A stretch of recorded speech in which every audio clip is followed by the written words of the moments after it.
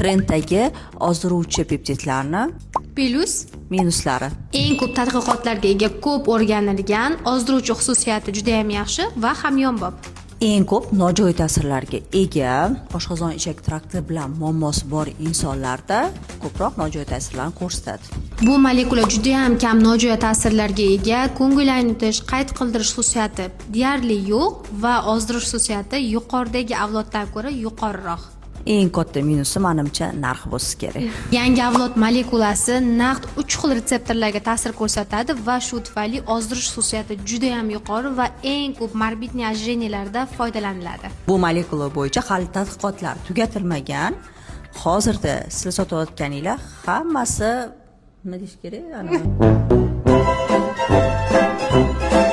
Xo'sh, siz aynan qaysi molekulani hayotingizda ishlatib ko'rgansiz? Qanaqa natija olgansiz? Qancha vaqtgacha pulingiz yetgan?